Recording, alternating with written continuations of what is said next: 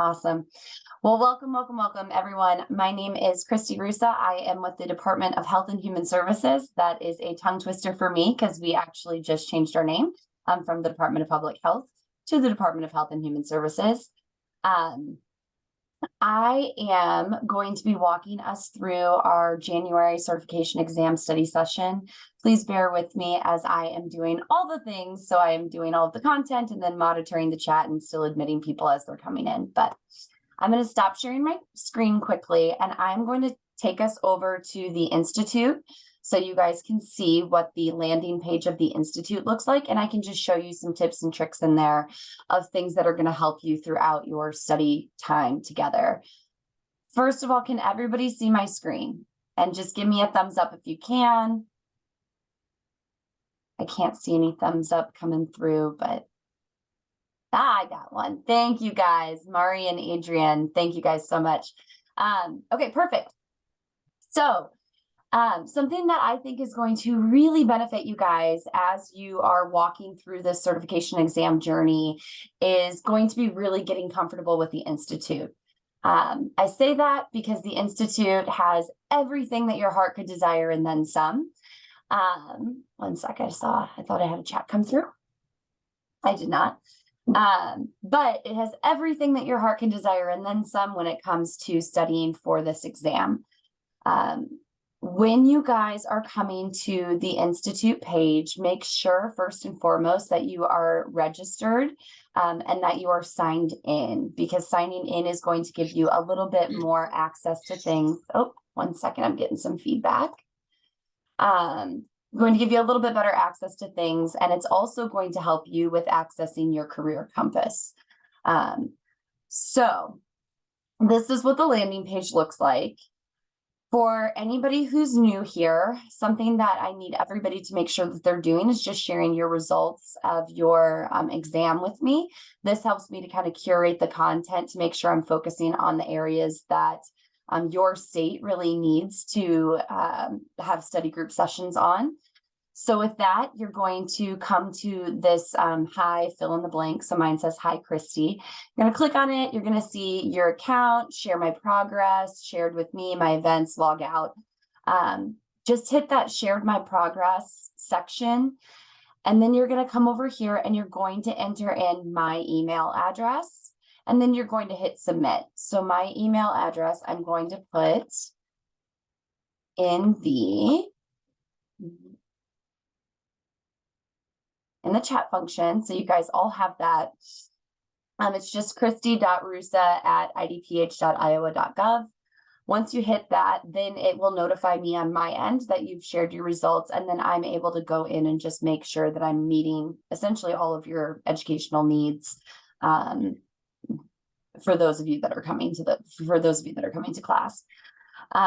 Some other fun things on this section is you can actually see the things that you have participated in. So if you want to go back and if you're like, man, I think I might have taken that module already, I just cannot for the life of me remember. Going to my transcripts is going to give you a breakdown of the modules that you've started and the day that you've completed those. Okay. So if at any point in time you're like, I don't know, I don't think that I've touched on that yet, this is such a great place to go in and look at. It's also going to give you, if you've registered for any events on the Institute, if you have shown that, you know, you're competent in any specific skills, that will pop up as well. If you have earned any badges, those will pop up, et cetera, et cetera, et cetera. So this is just a really great place if you want to make sure that you're on track with what you're doing. Next thing that I'm going to show you is your career compass. And I'm going to actually go off camera, guys, because I feel like I'm probably more distracting for you to be over here in the midst of this. Okay. So the next thing that you're going to see is the National Family Support Competency Framework page. This is where you're going to go and you're going to take that pre-assessment. My assumption is that you guys have already done this. If you have not, this is the most important component of the Institute that will help you with successfully passing the official certification exam. So please, please, please, please, please make sure that you are taking this. What you will do is you will hop on, you will take that pre-assessment. It is really lengthy. I think when I took it, it was maybe, oh gosh, 2 hours total. It was incredibly long. But the beauty of it is that you do have that ability to start and stop it. So it's not like you have to plan to have 3 straight hours to sit down and take this, massive online exam. Instead, you can break it up and take it in chunks if that's what you feel is best. At the end of the day, we really just want to make sure that you're feeling comfortable with the content that is built within that exam. After you have taken it, you're going to be able to scroll down and see a breakout of every category of every competency that we're looking at, home visiting, family support professionals, everything that we're wanting them to basically have in their tool belt as they're working with families. So what you're going to notice is you're going to see, you're going to see purple squiggly lines, but you will also see green check marks. So I want to break this down for everyone because I think it's just really important to understand how it flows on this site. So anything that you're seeing that has this purple kind of squiggly line, it means that there's still more work to be done in that area. So for example, infant and early childhood development, it's showing that I have this purple squiggly line. I am going to click on that, and it's going to pull down for me every subcomponent of infant and early child development. So there are 5 subcategories of this, each with either a purple squiggly line or a green check mark, right? A green check mark is always going to denote that you've met every, oh, I'm getting some background, 1 second. A green check mark is going to basically say that you've met every category and you have full competency of this area. So for example, prenatal development, I had answered everything correctly in regards to fetal development and tetragens. That makes complete sense. At the time that I took this, I was incredibly pregnant. So of course I would have that part, down the best. However, it's going to show, if I scroll down further, an area that I maybe didn't do so hot in was early language and communication. If I click on that, it's showing, okay, language development. I missed some stuff on, my apologies, language development. I missed some stuff on, and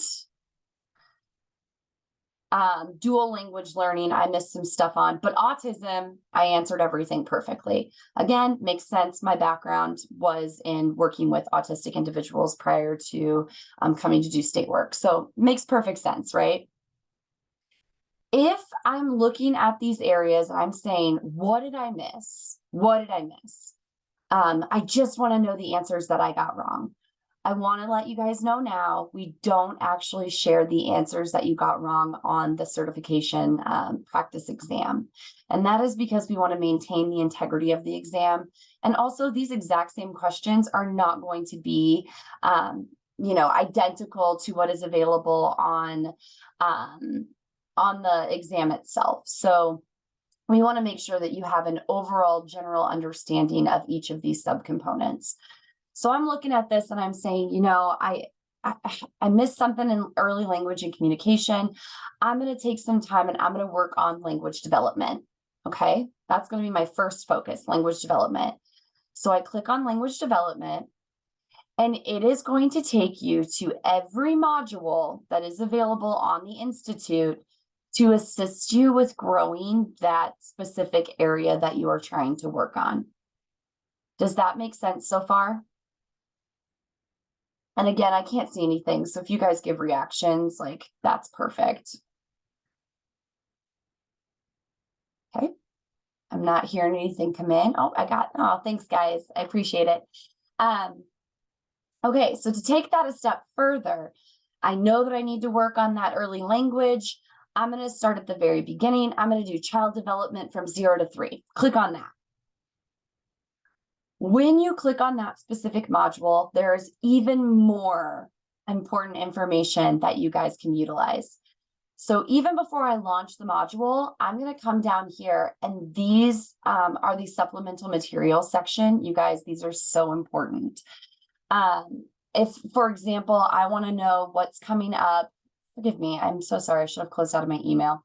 But if I'm looking at what is coming up throughout this module and the expectations for what I'm going to take away from this module, it's going to give me a quick little breakdown here.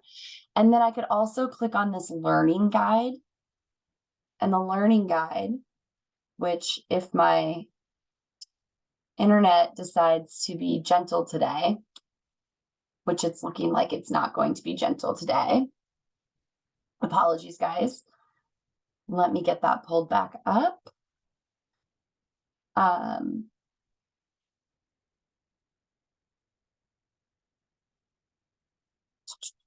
Sorry, it closed out of everything.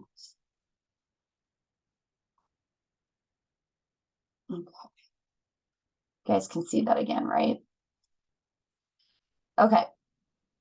As I was saying, if you go to a module, you can click, you will see a resource guide that is available and also a learning guide. So for example, I'm going to click on the learning guide. This one's being gentle with my computer. Maybe it just needed me to close out of it. Anyway, the learning guide will pull up and it will pretty much walk you through that module. So it's going to let you know before the training, here's where you're at. During the training, this is what we want you to be focusing on. And after the training, here's how you're going to know that you successfully walked away with the competencies necessary to pass the exam, right? The next thing that it's going to provide you are resource guides. So as you click on these, they're going to give you kind of an information 101 about what you are going to be learning and walking through during that assessment or during that specific module. In addition to that, something else that it's going to give you is if there are any videos or any handouts that are plugged into this particular module, those are going to be indicated in here as well. Any questions about the learning guides, the resource guides? If there's any supplemental materials, those will be found here as well.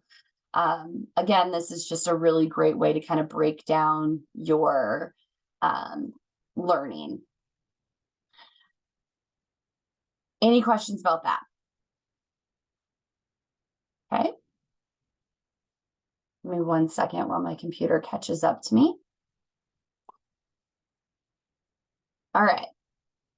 Something else that I want to point out to everyone before we get to our terminology sections is that there are some really great things that you can access on the main landing page of the Institute. You can look at this beautiful National Family Support Competency Framework guide. You guys, this is literally breaking down everything that is going to be on the exam. It just tells you what the competencies are that we're looking for. So it's very similar to that compass that I just showed you. This is just expanded to give you more of a definition and what specifically they're looking for as in regards to those competencies. The more important part of this exam is that, and I want to say it's page 30, is that at the very back, on page 33, you're going to see a glossary of terms.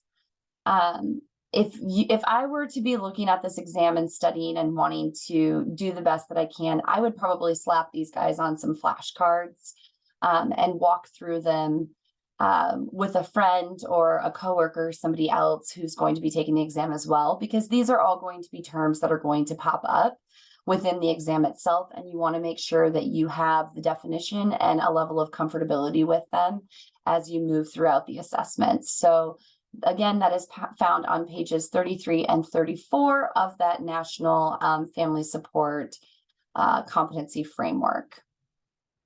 Okay. Any questions about the Institute or what's located on that?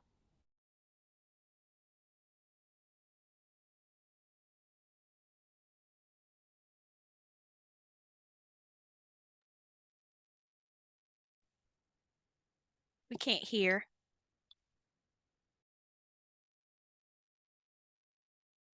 Yeah, I don't hear anything either. Christy, I think you're muted. You muted yourself. Yes, I was muted, but thank you guys. I just wanted to make sure because I know when I first did this, I did a much more intensive overview. And then as, we've kind of had more and more participants, I don't want to bore you guys by beating, a dead horse, but I also want to make sure if there's somebody new on the call that they are also getting this refresher course or getting introduced to the ins and outs of the website itself, just because it is so important. And this is what's really going to be guiding your learning. Let me get back to sharing my slides with you guys, because we are going to be walking through our terminology now.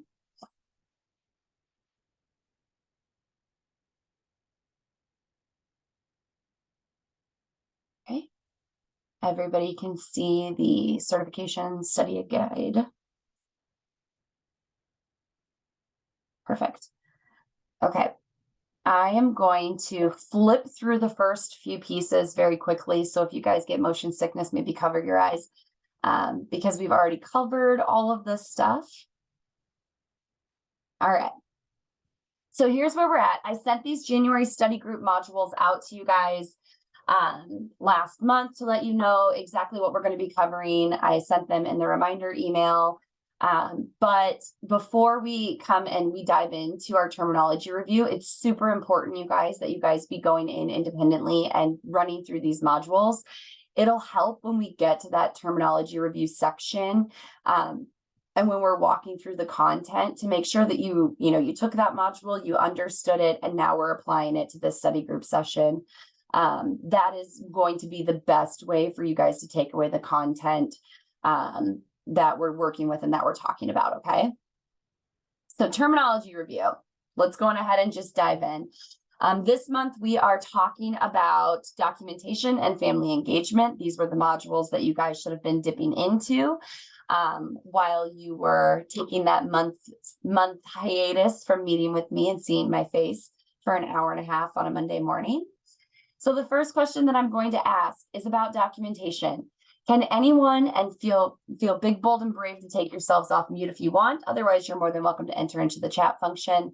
But if I were to ask you guys as home visitors, family support professionals, what makes up documentation? What would you guys say back to me? What are some of the components that make up documentation?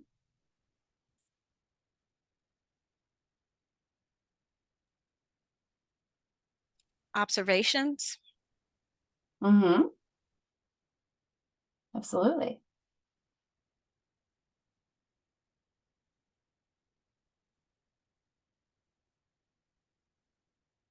What else, guys?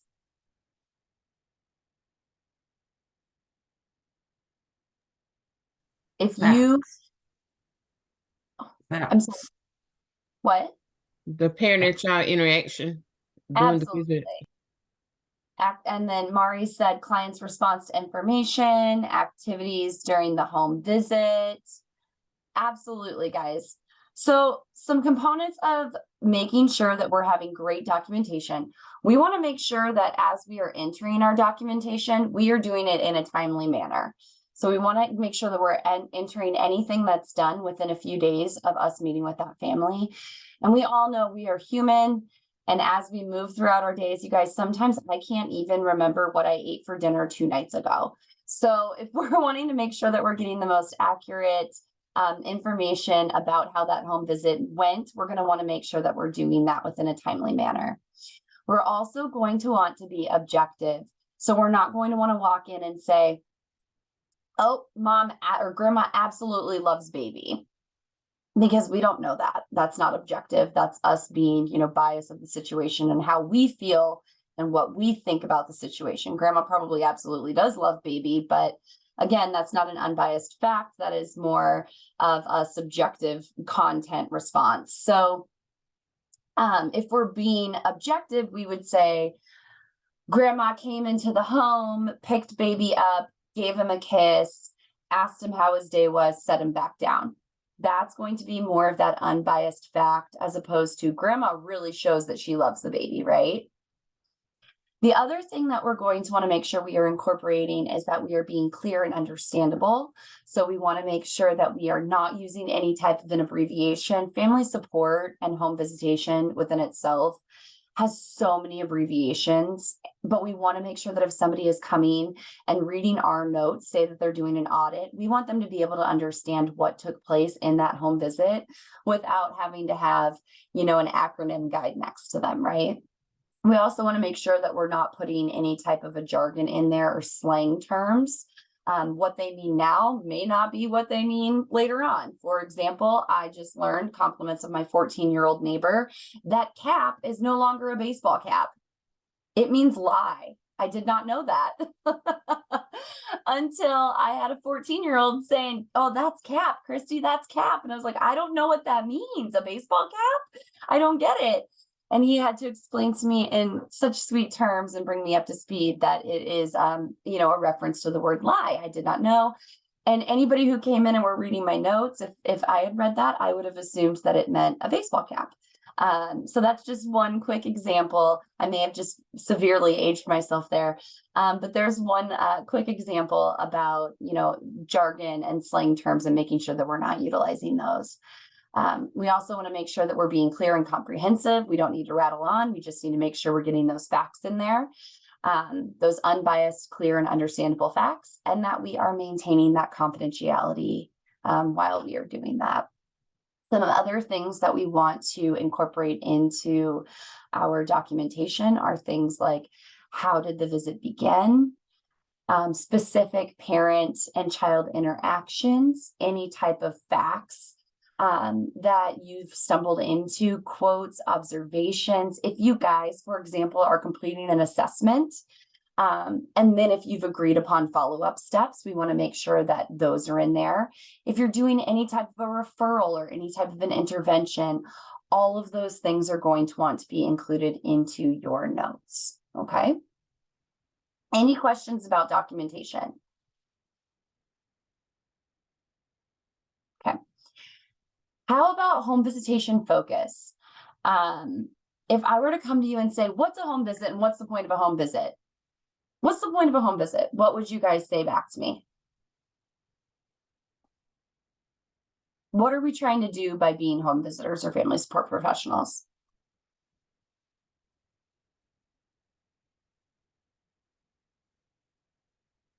Serve the client's needs, assess the family needs. Absolutely. What are some big goals that we have as home visitors?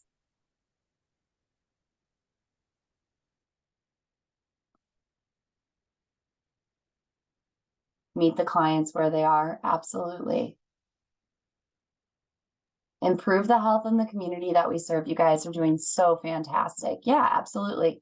Education, prevention, help them grow as parents. All of that and then some. So some of our big goals: provide an opportunity to observe and assist with engagement. Yes, absolutely. We really want to work on healthy child development.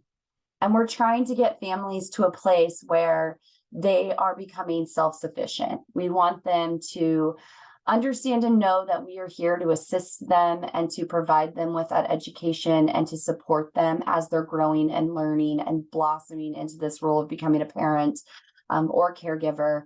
But we also want them to learn the tools and the tricks and the tips that are going to get them to a place where they are self-sufficient and where they've really reached a level of self-efficacy.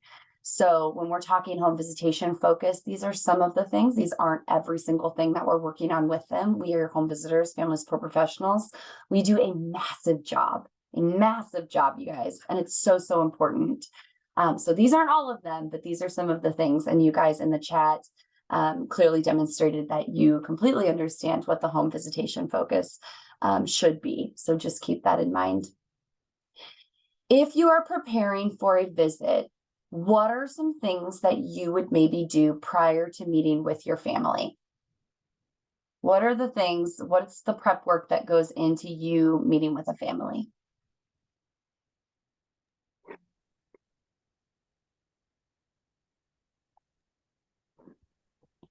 Developing a plan of what you're going to talk about. Absolutely. Absolutely. What are you going to talk about?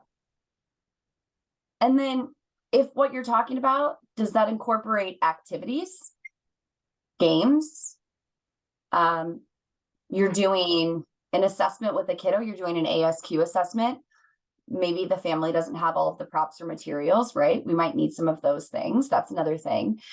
Janet wrote, review records, call client to set the appointment up. Absolutely.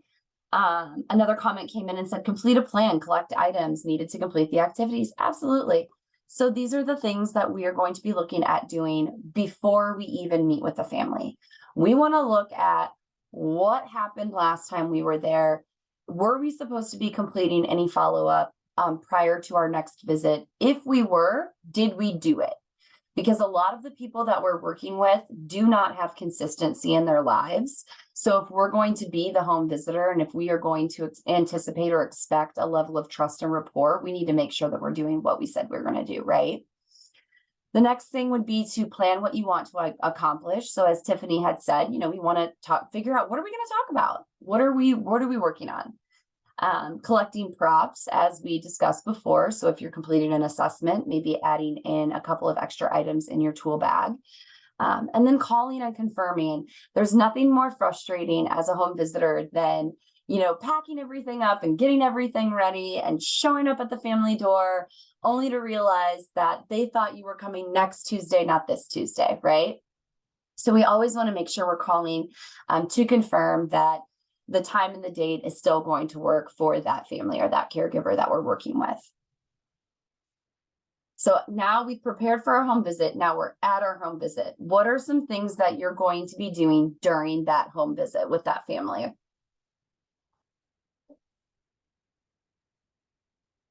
You're walking through the door. What's the first thing you do when you walk through the door of a home visit? Greet the family. Absolutely. Absolutely. I am very Southern. Well, I guess I'm talking to, South Carolina, and you guys can't tell, my twang left a long time ago. But I'm very Southern, and my mother would have an absolute conniption if someone walked into her house and did not greet the members of the family, especially the adults of the family. So being respectful and making sure that you're greeting everyone within that home, right? What would be something else that you would be doing after you have greeted each person in the home?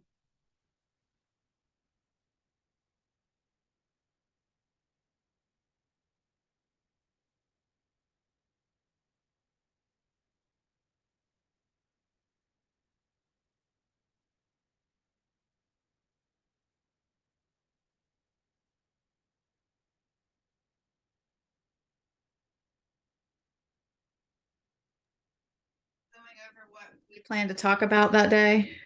Absolutely. So yeah, you're going to walk in, you're going to greet the person, you're going to greet everybody in the home. We're going to be polite, respectful, and then we're going to talk about what is the point of us being here. I see some comments coming in, following up on updates and informing them of what is planned, and then ask open-ended questions after reviewing prior visits and objectives. Absolutely. So I'm going to click to our next slide. Here are some things that we're going to be doing. We're going to be listening carefully. We're going to be observing the issues. We're going to be modeling those parenting skills. We're going to make sure that we are summarizing the visit for the family when we are all done. And then we are going to sit there and discuss with them about what our next steps will be when we come together again. Any questions about what you do during the visit? How about what do you do after the visit? So now we're at the place, we've done everything, we have, planned the next visit. Now we're going to leave. We're going to go back to our cars, go back to our office space. What are we doing at that point? Record what was accomplished. Yes, Mari. Document the visits. Yes, Janet. Document. Yeah, we need to say what was accomplished. What did we do during that time? We need to make sure if there were referrals that we're noting those. We need to note any issues. We need to reflect on that visit. Everything that we talked about at the start with putting in good documentation, we need to make sure that we're doing all of that within days and keeping it confidential and concise and objective and everything that we talked about before. That's what we're going to be doing after the visit. Okay. Any questions about that? Because that was one of our modules we just completely wiped out in like 15 minutes. All right. How about taking a strengths-based approach? If I were to come at you and I were to say, I'm really thinking about working with this family, I want to take a strengths-based approach. What does that mean to you?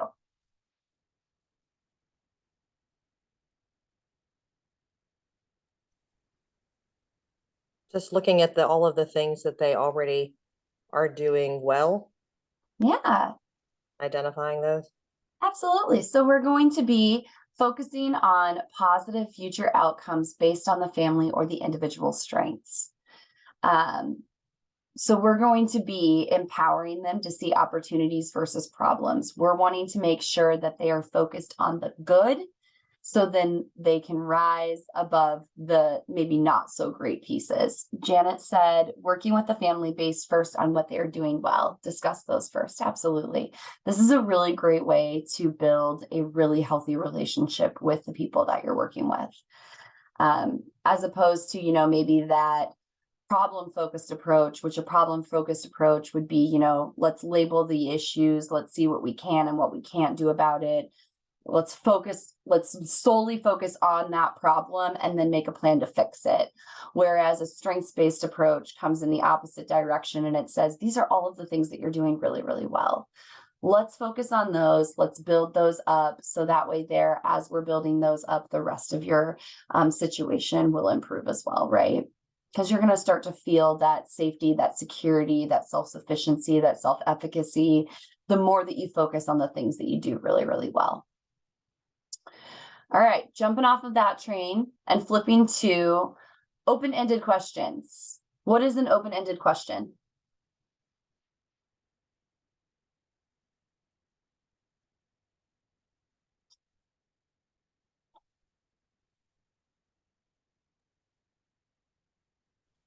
You want the definition or an example of an open-ended question? Either one.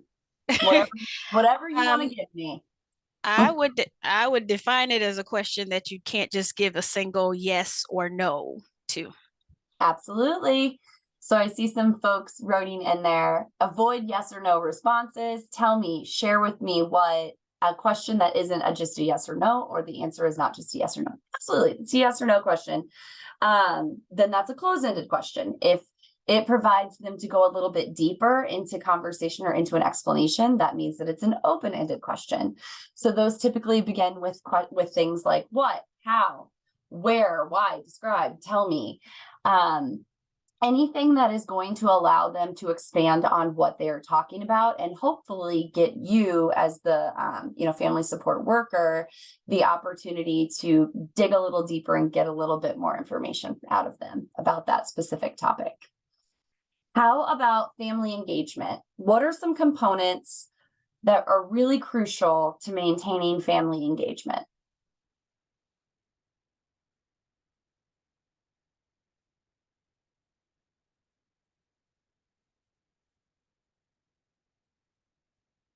This one's a little bit more of a intensive.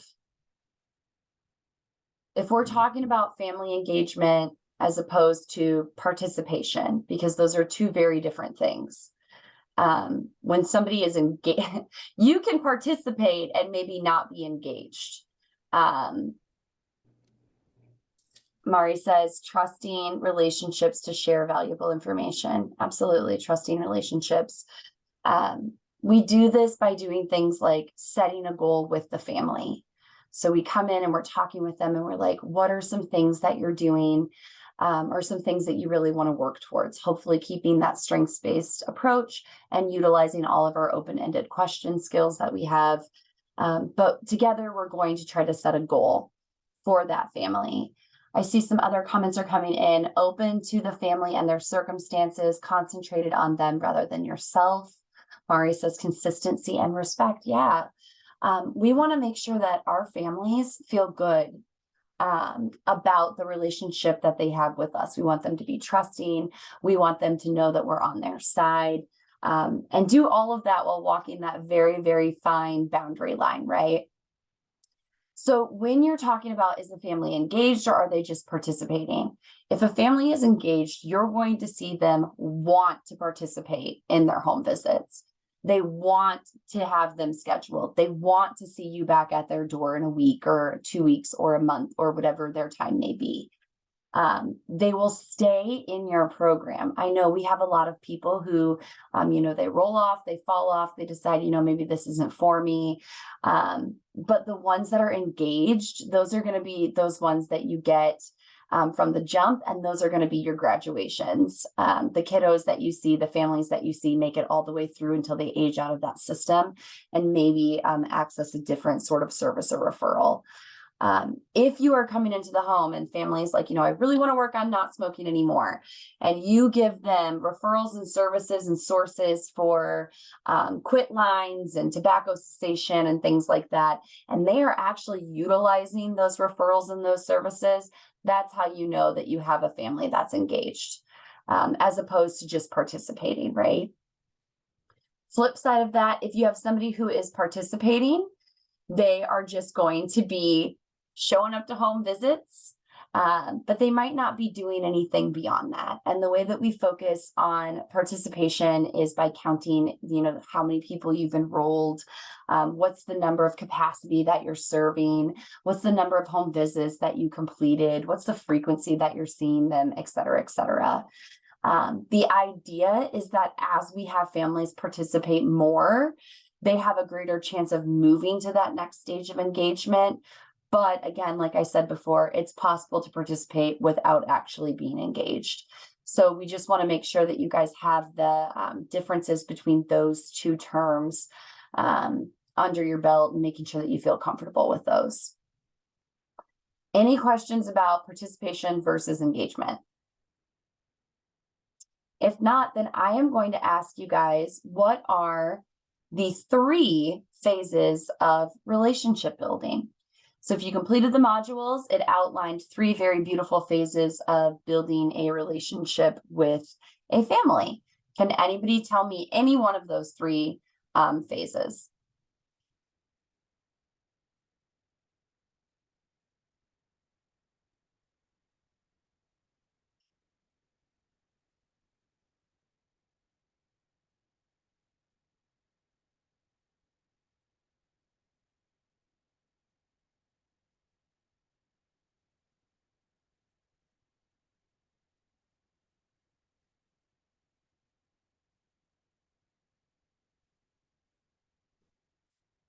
No one?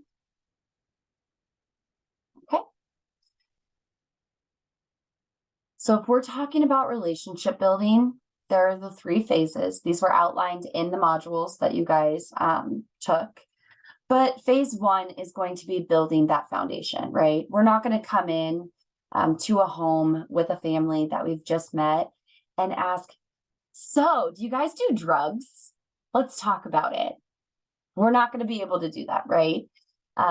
We really have to sit down and work on building that foundation and getting to that place of mutual trust, mutual respect, having that team atmosphere, right? So to do that, you're going to be trying to find some common ground with the families that you're working with. While you're doing that, again, and this is why I say family support professionals and home visitors, you guys have such, you guys are freaking amazing. And I say that because it's such a fine line to walk between finding common ground and, towing that boundary line, right?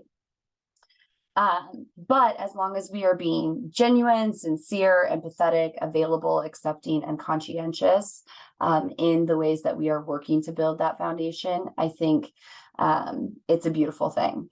Then we are able to move on to phase 2, which is going to be that deepening of that relationship. So this is where we're going to make sure that we're working as a united front. We have that team piece in mind. We are assisting them with setting goals. We're not just setting goals for them. We're making sure that families are the ones who are really driving the services that they're receiving. We on our end are doing our best to not overshoot with where they're at. Instead, we're trying to meet them where they're at. If we say we are going to do something, we do it, right? If we're going to refer, we're going to refer, and we're going to follow through with that referral. We're going to make sure that we are maintaining those boundaries, that we're being consistent, and that we're responding quickly. Now, one thing that it says in the module about responding quickly is, oh yeah, we want to respond quickly, but it also says boundaries. So keep in mind that being a good home visitor does not necessarily mean that you have your phone on you 24/7. We obviously, if you're closing up a case or you're wrapping out a visit with a family and you're like, I'm going to get you some referral services for tobacco cessation. We're not going to do that 4 months from now, right? We're going to make sure that we're doing that before our next visit. We're getting those referrals for that completed. But that doesn't mean that it needs to be done on a Sunday afternoon when you're done with your family dinner or whatever it is that your weekend activities consist of. We want to be, timely about it, but also maintain that professional boundary and that personal boundary of our own as we're moving that relationship forward. And then the third phase is going to be it's titled Moving It Forward. This is where we are continuing to maintain that relationship. We are, families like, I can't completely quit smoking just yet. It's not, I'm doing the referrals. I followed up with that service. We're going to celebrate that. I followed up with that service. Hey, Christy, I made it 1 week without smoking a cigarette. We're going to celebrate that win. We're going to be there through those high moments, through those low moments, but we're going to consistently be that voice of celebration and checking in and encouragement to get our families to that level of self-efficacy and self-sufficiency that we talked about way back at the start of our terminology review when we were talking about the purpose of home visitation. Next up, we have some reflective questions. So I'm going to put this out there for you guys, and you guys just take yourselves off mute or enter into the chat, whatever you want. But say that you're working with a family and wanting to learn more about their morning routine. Provide an example of an open-ended question that may assist you with getting the information that you seek. So you're working with a family, you're like, what does their morning look like? Jeanette says, describe a typical morning for you and your family. Absolutely. Absolutely. Walk me through your morning routine. Fantastic. Yeah, as long as it's not, when you get up in the morning, do you brush your teeth? Yes or no? That's more of a closed-ended question. We're not going to get much about their morning routine from them. So those two examples that you guys provided are fantastic. Annette says, can you tell me how you start each day? Perfect. These are all fantastic open-ended questions. How about bullet point number 2? You are preparing for a home visit. So far, you reviewed your previous visit, you planned for your next, and you located the items that you need.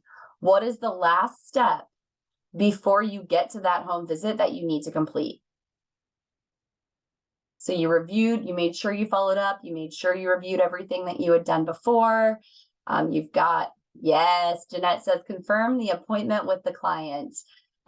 Absolutely. So that is the final step. We want to make sure that we're confirming that appointment with that family prior to us just showing up on their door. All right, third bullet. After completing your home visit and leaving the family, what do you do next? Record. Adrienne says record. Perfect. That's it. And we want to make sure, again, we're doing that timely and we're doing that within a few days or whatever your program specific documentation protocol is. Make sure that you're doing it within that window and completing it based off of those components that we had already spoken about. Last thing, because you guys, we flew through that, which is just wild to me. Last thing that we have on our agenda is going to be the February study group modules. We are going to be talking about cultural competency and cultural humility. Here are the modules that we are going to be specifically accessing and talking about. I believe most of you guys signed up on the Institute for this session. So I will send out my slides for this month for January, and they will have the modules linked directly in there for you. Please, if you haven't already, go on the Institute and make sure that you sign up for February's session, because I do send out the calendar invite, and that is the email list that I use to send out these PowerPoints once we've completed our time together. The other thing is that I will be emailing this over to Katrin, and she will be putting it up on YouTube for you guys. So if there's anyone within your program, if there's somebody that you know that wanted to be here and wasn't able to be here today, you guys can go on ahead and email Katrin for that link. She will send that your way, so that way they can take the session as well. Are there any questions about documentation or home visitation? Any questions about what to do before, during, after? Any questions at all?